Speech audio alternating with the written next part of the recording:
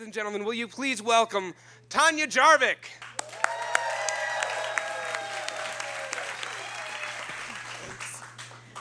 7 or 8 years ago, I was living in Tucson, teaching a freshman composition at the University of Arizona, lowly adjunct position, so, you know.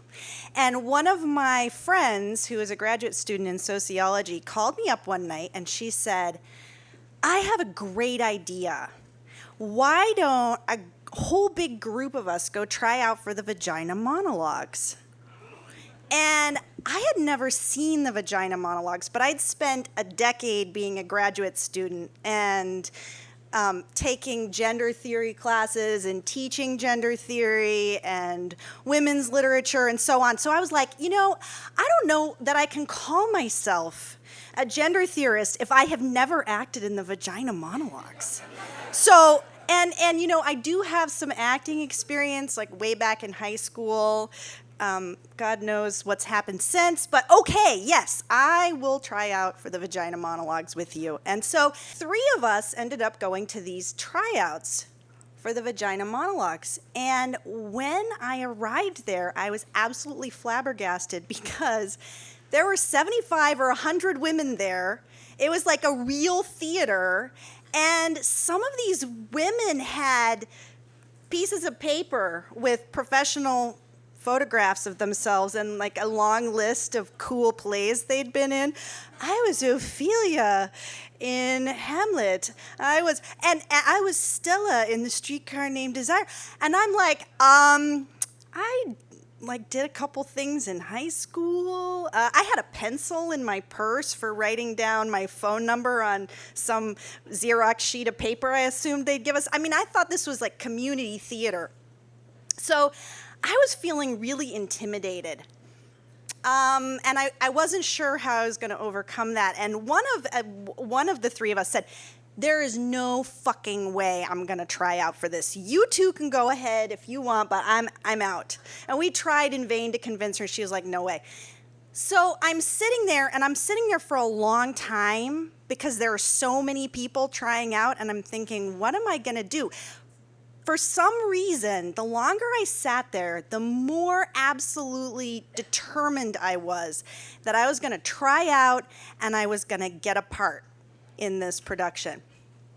And so I'm looking through the different Vagina Monologues, and I'm trying to think about something that's going to really stand out, because if I don't call attention to myself, there is no way they're going to remember who I am, because I don't have a resume. So I'm thinking about what I could do, and a lot of the pieces, I don't know if any of you have seen the Vagina Monologues or are familiar with it, but a lot of them had to do with sexual abuse, and this is one of the great things about the Vagina Monologues is it takes something that's been shameful or something that's been repressed, and it brings it out, and it gives the actresses, and through them, people who've experienced this stuff, a way to reclaim their own experiences and a way to heal from that shame. So I'm thinking it would be great. Some of these things are really affecting, and I'm thinking I wish I could do one of those things. But the fact is, I don't really have any personal experience with sexual abuse. I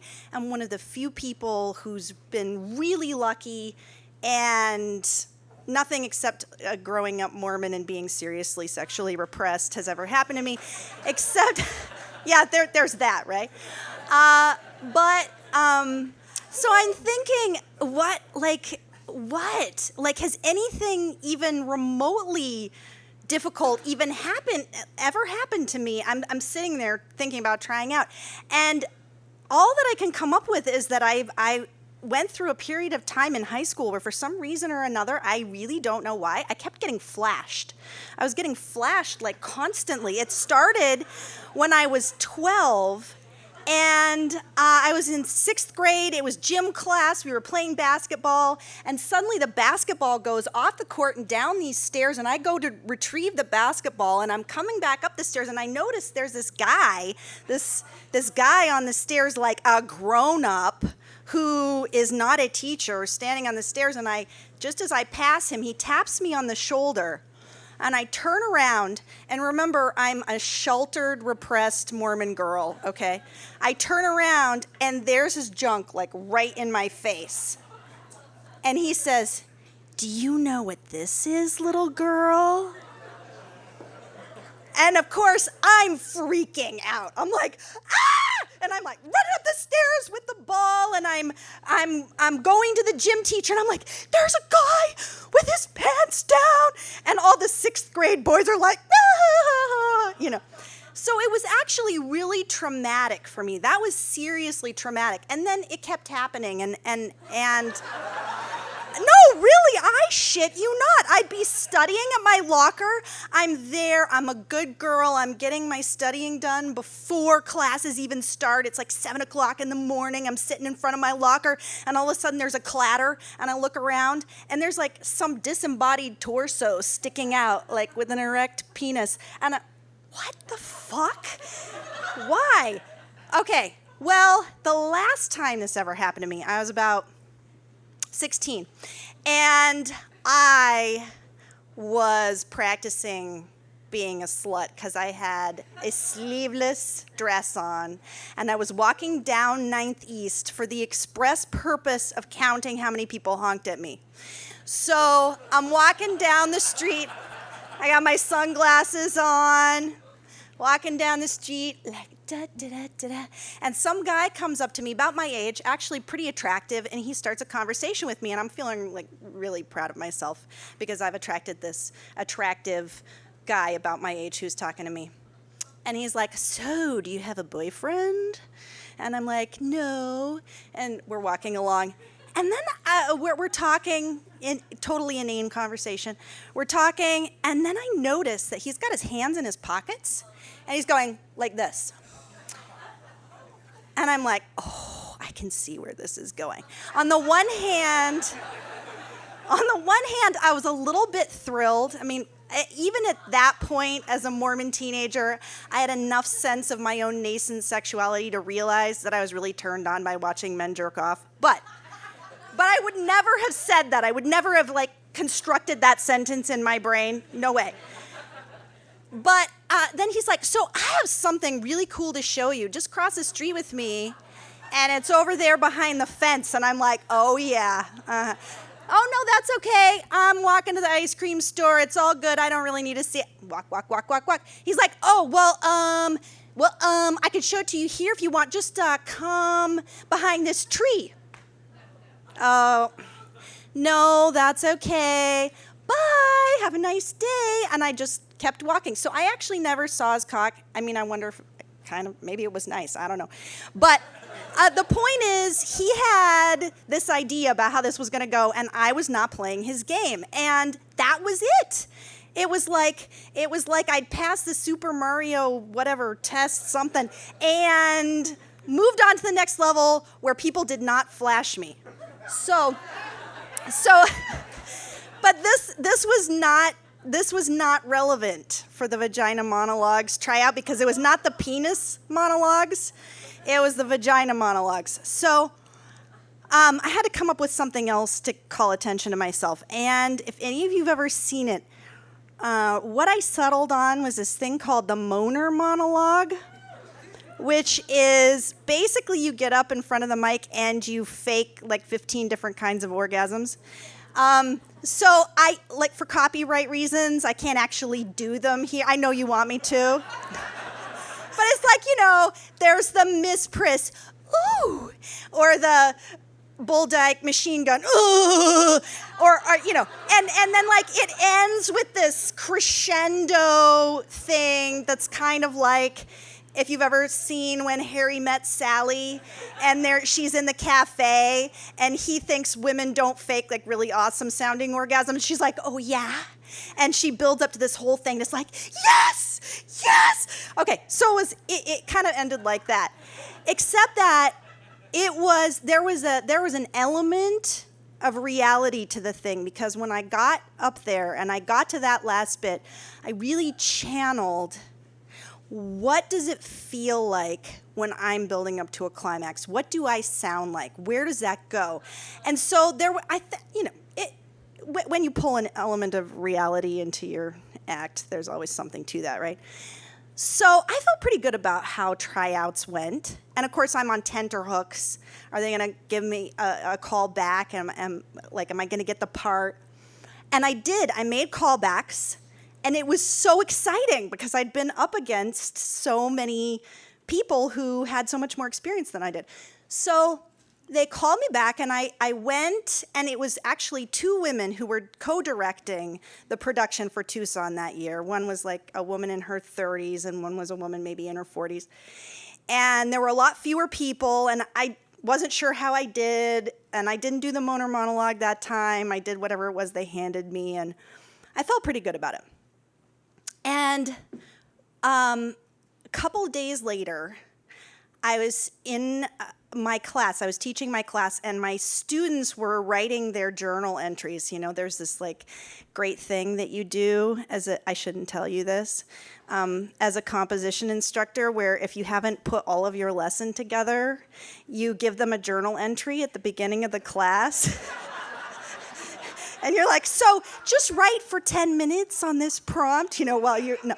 Anyway, so it was really exciting. I got a phone call during their journal writing time, and normally I would not take a phone call, but I was expecting a phone call from the directors of the Vagina Monologues. So I was like, so just carry on, take a little more time if you need to. I'm going to step out in the hall and take this phone call. So I take the phone call, and it's one of the directors, and she says, I hate to do this to you, but I need to see you again. Do you think you can come meet me tonight at such and so community theater? It was like Rosewood something, I don't know. Community theater. I'm with some group that's rehearsing, and I'd like to see you do something again. It's between you and this other woman, and I just, for a part I have in mind, I just can't figure out what I'm doing. So I was like, sure, absolutely, I'll meet you at whatever time you want. I will get down on no, I didn't say that. So I rearranged my schedule, and I drove to the theater where she said she was going to be. And I parked in, and everything in Tucson, if you've never been to Tucson, is a strip mall. So a community theater is basically located in a strip mall. So I parked the car, and I go into the theater, and she's sitting like in an aisle seat, and it seems like maybe there's one or two people on stage, and she comes up to me and she says, they're still rehearsing, and I don't want to disturb them, so let's go somewhere else. I'm thinking, okay. Last I checked, we tried out on a stage, but that's cool. So we go out into the parking lot, and I'm thinking, am I trying out in the parking lot? No, and she's kind of wandering around, and it doesn't seem like she really has a plan about where we're going, and I follow her through this alleyway and kind of around the corner, and it's 8 o'clock. It's fall in Tucson, so it's still kind of hot, but it's starting to get a little cool. It's dark. And she says, oh, this is going to work great. And she's pointing to the side of a warehouse that has lights up at the top, so like nobody can break into the warehouse and steal shit. And so there's lights coming down all against this wall, and then rocks, because there's no lawn or trees or anything. There's no vegetation of any kind in Tucson. I'm kidding. But it's like basically it goes down into rocks and a parking strip, and then there's a street. And across the street is a gas station and a shabby-looking apartment complex.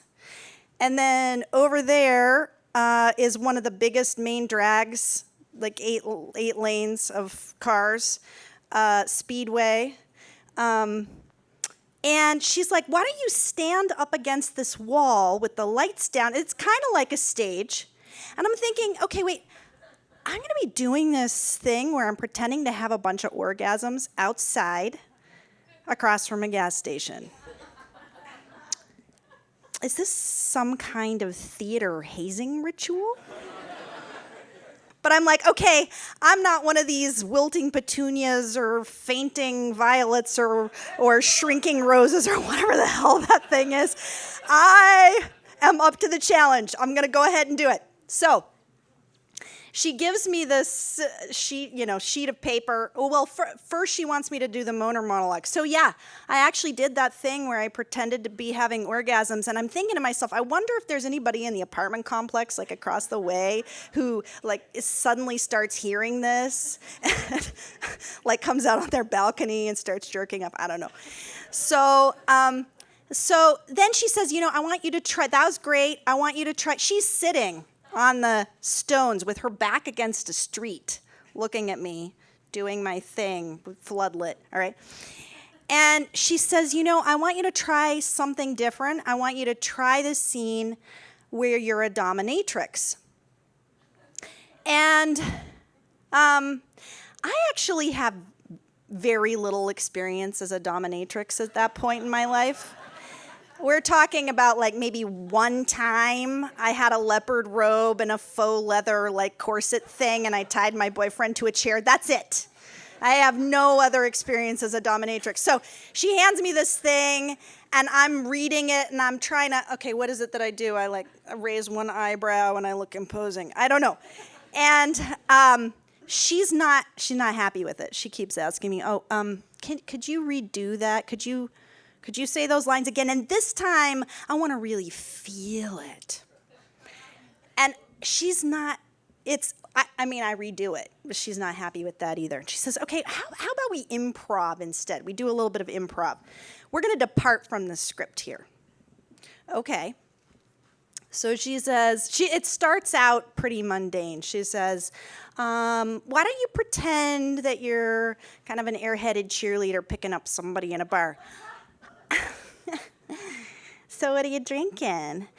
And it's like that. And so that's fine. And we move on, and she asks me to do some other improvs. But they get more and more explicit. And I can't tell you now what it was that I can't remember them all, but they get more and more explicit. And I start feeling more and more weird about this, especially given that I'm outside. And it's just me and her, and like, where the hell is the other director and the other person that supposedly is trying out? Yeah. And she says, I want you to pretend that you're in a confessional and the Catholic priest is fucking you from behind. And it was not until that moment that the light bulb went on in my head. Maybe she's just getting turned on by this. I don't know. Maybe just a thought.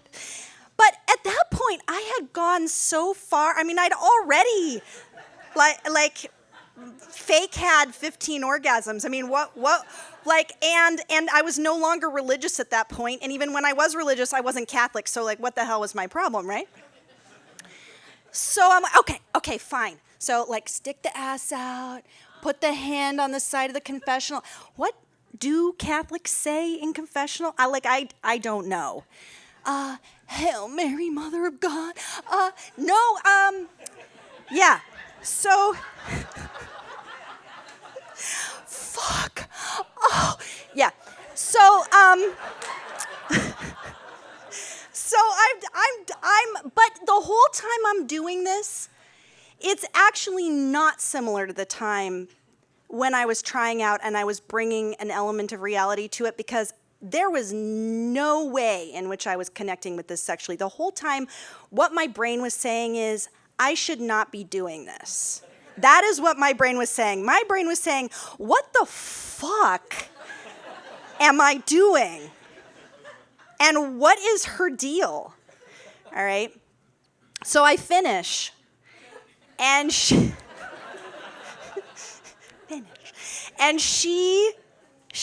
there's this pause. She's still sitting with her back to the traffic, and she says, God, that was hot. And I don't say anything. She gets up, and she starts climbing up the rocks toward me. And I notice she has this flush across her chest. And she says, if I were giving out parts, you'd get it for sure. And I'm thinking, wait a second, aren't you giving out parts? Isn't this what we're doing here? You're giving up. What? And then she says, I'm sorry, I'm going to have to give the part to the other woman. And when you come and watch the performance, you'll see why. Because we need a mix of ethnicities and body types and ages. And I'm thinking, I'm not even thinking anything because I'm stunned. I'm just stunned. I'm still trying to make sense of what has just happened. And she says, you're a really great actress. And do you have a resume? We could work on your resume together. She's going like this. And I'm thinking, fuck no, I'm not going to that performance. And I'm thinking, wait, you knew I was like a 30-year-old white woman with an average build at the first tryouts. And none of this is making any sense to me. And so she's going on like this. And all I want to do is just run away as fast as I can. So I get in my car and I'm driving away and I'm feeling this mix of like anxiety, revulsion, confusion. I'm feeling all this stuff. And for some reason, what I find myself remembering is the first time I got flashed when I was 12 years old. And I can't figure out exactly what the connection is, but the feeling, the visceral gut feeling of shame is the exact same. And I'm thinking, I really, really wish that when she'd said, you're in a Catholic confessional, I had said, wait a second. What? No. I will not be a prop in your fantasy script. I was wishing I'd said that because I didn't understand what my boundaries were. I didn't think it made any sense to stop after everything I'd done. I went ahead with it, even though I didn't feel right about doing it. And it's not like I was, like a religious prude anymore. I wasn't that same 12-year-old girl. I had sex in public in stairwells in the Marriott and golf courses, and I was poly before it was even cool. But the point was, I didn't feel right about something, and I went ahead and did it anyway, and I felt really icky about it, and I felt like I'd been used. And I also found myself thinking about that last time. The last time when I almost got flashed, when I was about 16, and how even though there were some elements of what was happening that kind of were a turn on and I was kind of interested, I was like, no, you know what? I don't need this. I don't need to play your game. I don't need to play this part. I don't need to do this thing where like my shame is actually a source of turn on for you. And I walked away. And I really wished there had been a chance to replay that. Because, that's actually what the Vagina Monologues are about. They're about redoing the scene. Taking something that caused you pain or that made you feel shame and reclaiming it and turning it into a source of strength. And so what I realized tonight, actually, is that this is me now. This is me now redoing that scene. This is my vagina monologue.